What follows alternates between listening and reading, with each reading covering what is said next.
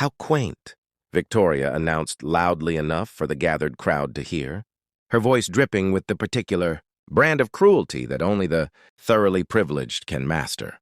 They're letting the help bring their children to work now?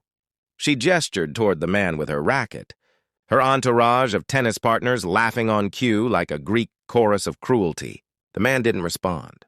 Marcus Webb had learned long ago that silence was armor, especially when you were a single father working 3 jobs to keep food on the table and his daughter, Emily, in her medication. At 42, his hands were calloused from mop handles and cleaning solutions. His shoulders perpetually stooped from bending over toilet bowls and scrubbing floors that people like Victoria. Chen walked across without a second thought. But Victoria wasn't finished. She never was. As the CEO of Chen Technologies, she'd built an empire on being the smartest person in every room, the most ruthless negotiator at every table, and the most merciless victor on every tennis court. Losing simply wasn't in her vocabulary. "You know what?" Victoria called out, her voice slicing through the murmured conversations of the country clubs. "Saturday crowd! I'm feeling generous today. You there, janitor man. What's your name?" Marcus slowly looked up from the trash bin, his dark eyes meeting her cold blue ones. "Marcus, ma'am." "Marcus," she repeated, testing the name like it was a foreign word. "Tell me, Marcus, do you play tennis? Or is your experience limited to cleaning up after the people who do?"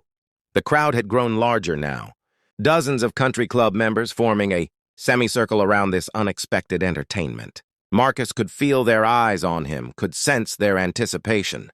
He'd been invisible to these people for the 5 years he'd worked here, a ghost in gray. Coveralls who made their world, cleaner while remaining beneath their notice.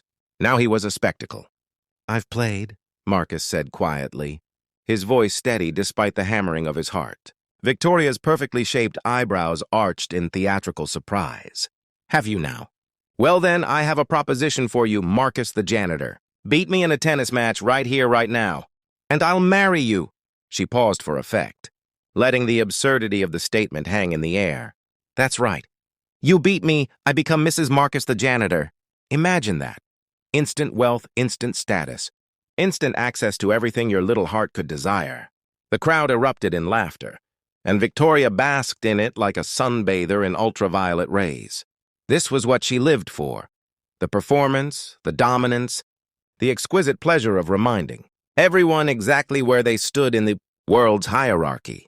What Victoria Chen didn't know, what none of them knew, was that Marcus Webb had once been ranked 17th in the world on the professional tennis circuit. That before his wife, Sarah's cancer diagnosis had drained their savings, and before her death had left him a widowed father at 37.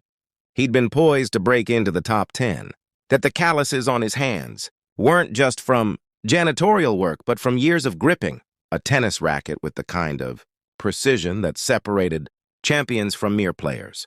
He'd walked away from tennis without looking back, traded his dreams for his daughter's survival, and never regretted it for a single moment. Emily was worth more than every trophy, every endorsement, every moment of glory he'd ever imagined.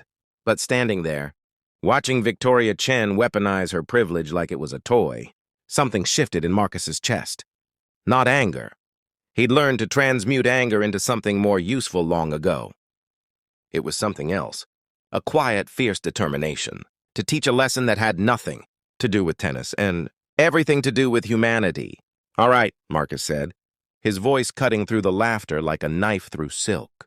"I accept." The crowd fell silent.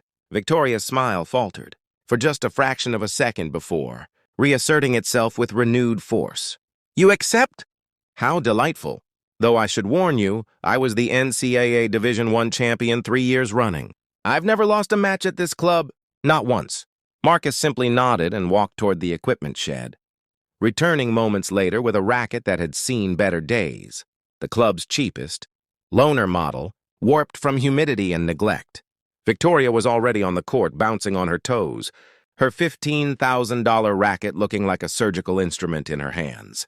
What followed would be talked about at the country club for years to come, though the versions would vary wildly depending on who was telling the story. Marcus served first, and the ball rocketed across the net, with the kind of controlled violence that made Victoria's return clumsy and desperate. Point to Marcus. The crowd murmured. Victoria's second serve was aggressive, aimed at Marcus's backhand, but he returned it with a casual grace that belied the years since he'd last played. Competitively, sending it just inside the baseline where Victoria couldn't reach it. By the third game, Victoria's face had gone from amused to concentrated to something, approaching concern. By the fifth game, she was breathing hard, her designer whites showing dark patches of sweat. Marcus moved across the court like water, like memory, like all those years of training had been merely sleeping rather than lost. Each shot was placed with surgical precision, each return calculated to expose the weaknesses in Victoria's game, and there were many. The silence of the crowd was deafening now. No one laughed. No one spoke. They simply watched as the janitor they'd ignored for 5 years systematically dismantled their champion, point by point, game by game. When Marcus won the final, point, a drop shot so perfectly placed that Victoria couldn't even attempt to reach it. The score was 6-love, a double bagel. The most humiliating defeat in tennis.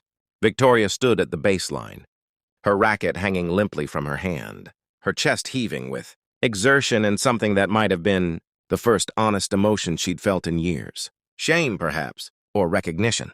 Marcus walked to the net, extended his hand. Victoria stared at it for a long moment before reaching out to shake it, her grip weak and trembling. "I don't want to marry you," Marcus said quietly, his voice pitched so only she could hear. "I love my wife. She was kind, generous, and saw value in every person she met. She taught me that how we treat people when we have power over them says everything about who we really are." He paused, his eyes holding hers with an intensity that made her look away. "I hope someday you learn that lesson before it's too late."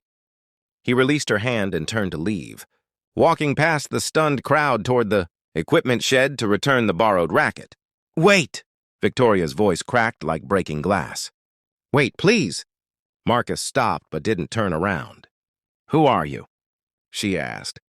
"Really?" "I'm exactly who you thought I was," Marcus replied. "A janitor, a father, a man trying to do his best with what life gave him." He glanced over his shoulder. "The question isn't who I am, Ms. Chen. It's who you want to be." He left then, returning to his trash bins and cleaning supplies, disappearing once again into the invisible infrastructure that kept the country club running while its members pretended. People like him didn't exist, but something had changed. Victoria Chen stood on that tennis court for a full 5 minutes after Marcus left, staring at her expensive racket like she was seeing it for the first time. The crowd eventually dispersed, their whispers following them like autumn leaves. 3 weeks later, Marcus received a letter at his small apartment. It was from Chen Technologies, offering him a position in their facilities, management division with a salary, that made his hands shake when he read it. But it was the handwritten note at the bottom that made him smile. "I'm learning. It's harder than tennis, but I think it might be more important. Thank you for the lesson. And thank you for not taking me up on the marriage offer. I wasn't ready to be anyone's wife, but I think I'm ready to be a better person. Vici." Marcus pinned the note to his refrigerator. Right next to Emily's latest drawing, a picture of him in his janitor's uniform with a tennis racket, labeled "My Hero Dad." He never played tennis at the country club again, but he didn't need to. Sometimes the most important victories aren't about winning. They're about reminding people and yourself that dignity isn't something you earn through achievement or wealth or status. It's something you carry inside you, regardless of whether anyone else can see it. And sometimes, if you're very lucky, you get the chance to help someone else discover theirs.